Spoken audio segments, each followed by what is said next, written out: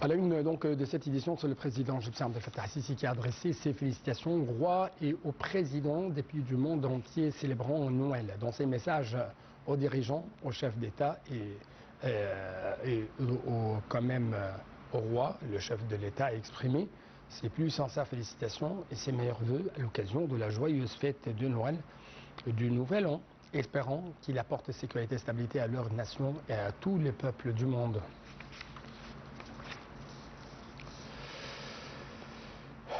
Toujours à l'occasion de Noël, le Premier ministre Moustapha Madbouli a adressé ses vœux au peuple égyptien et a souhaité aux citoyens chrétiens un joyeux Noël. Lors de la réunion hebdomadaire du gouvernement tenue dans la nouvelle capitale, le Premier ministre a précisé que l'initiative présidentielle Vie décente au Haya Kalima avait véritablement transformé la vie des millions de citoyens grâce à divers services. Madbouli a souligné que l'économie nationale avait enregistré une croissance remarquable grâce à la participation du secteur privé, partenaire clé dans diverses activités de l'économie égyptienne. Le chef du gouvernement a par ailleurs affirmé que les réformes structurelles ont permis une amélioration significative des indicateurs financiers et économiques offrant des perspectives d'avenir favorables à l'investissement. Le Premier ministre Dr Moustapha Madbouli a assisté à la signature de 2 protocoles de coopération sur l'audit et la normalisation des données d'exportation et d'importation égyptiennes entre les autorités nationales émettrices de données. Les explications tout de suite. Dans le cadre de la mise en place de principes rigoureux de gouvernance des données et du développement d'un cadre unifié de gestion de l'information, le Premier ministre Moustapha Madbouli a assisté mercredi au siège du gouvernement dans la nouvelle capitale à la signature de 2 protocoles de coopération sur l'audit et la normalisation des données d'exportation et d'importation égyptiennes. Les 2 protocoles étaient signés entre les organismes nationaux émetteurs de données dans le but d'assurer la cohérence, d'améliorer la qualité des données officielles et de suivre l'évolution internationale en matière de calcul des indicateurs macroéconomiques.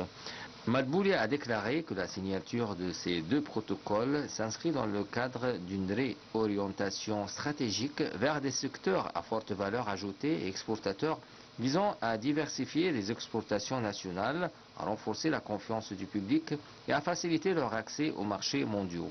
Cela s'inscrit dans le cadre des réformes structurelles en cours visant à maximiser la valeur ajoutée des produits et services liés au commerce extérieur.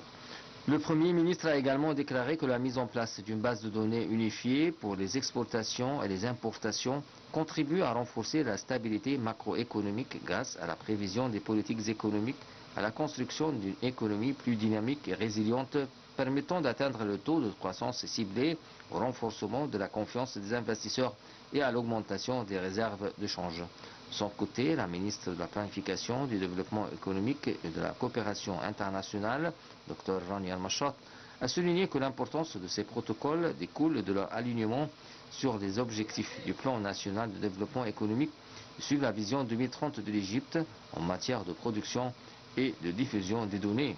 Elle a insisté sur la nécessité de mettre en place un cadre technique et réglementaire garantissant la normalisation et l'audit périodique de données, assurant ainsi leur pérennité, leur protection et leur circulation fluide entre les différentes entités grâce à un système électronique intégré reliant toutes les parties prenantes.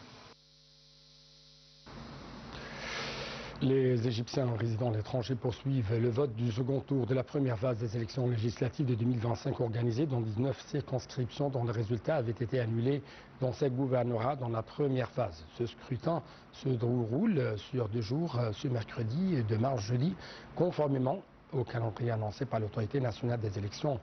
L'ANE avait proclamé les résultats des 19 circonscriptions annulées par la victoire de 6 candidats. Les résultats de ces élections seront annoncés le 4 janvier prochain. De son côté, le directeur exécutif de l'autorité nationale des élections, le conseiller Ahmed Bendali, a appelé tous les Égyptiens vivant à l'étranger à participer massivement au vote du second tour de la première phase des élections législatives de 2025. Il a souligné l'importance du rôle des expatriés dans le soutien de ce processus démocratique et l'achèvement de ce rendez-vous constitutionnel. Sur le plan diplomatique, le ministre égyptien des Affaires étrangères Badr Abdelghati a souligné l'importance de suivre l'incident du naufrage d'un bateau d'immigration clandestine au sud de l'île de Crète qui a coûté la vie à 14 Égyptiens. Abdelghati s'est exprimé lors d'un appel téléphonique avec son homologue grec dans le cadre des échanges périodiques visant à discuter des moyens de renforcer les relations stratégiques entre les deux pays et d'aborder les évolutions régionales. Les deux ministres ont salué la profondeur de relations bilatérales entre le Caire et Athènes et le bon qualitatif que connaissent ces relations qui aboutit à la convocation de la première réunion du Conseil de coopération de haut niveau à Athènes en mai 2025 et à la signature de la déclaration conjointe visant à élever les relations entre les deux pays au niveau d'un partenariat stratégique. Le ministre des Affaires étrangères Badr Abdelghati a eu un entretien téléphonique avec son homologue chypriote afin de renforcer les relations bilatérales et d'échanger sur les évolutions régionales. Les deux parties ont souligné l'importance de poursuivre la coordination, notamment à l'approche de la présidence chypriote du Conseil de l'Union européenne en 2026. L'entretien a mis l'accent sur le développement de la coopération économique, l'activation des accords signés, le lancement de l'emploi de la main-d'œuvre égyptienne à Chypre ainsi que le renforcement du mécanisme de coopération trilatérale Égypte, Chypre et Grèce. Les discussions ont de même porté sur la situation à Gaza, les efforts égyptiens visant à consolider le cessez-le-feu, garantir l'aide humanitaire, soutenir la reconstruction et à rejeter toute atteinte à l'unité des territoires palestiniens ou l'expansion des colonies en Cisjordanie.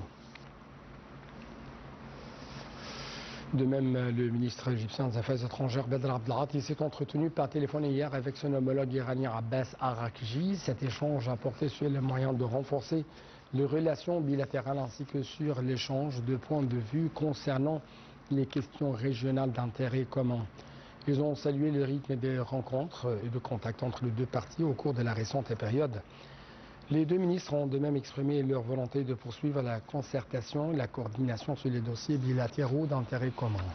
En outre, ils ont abordé des évolutions du dossier nucléaire iranien.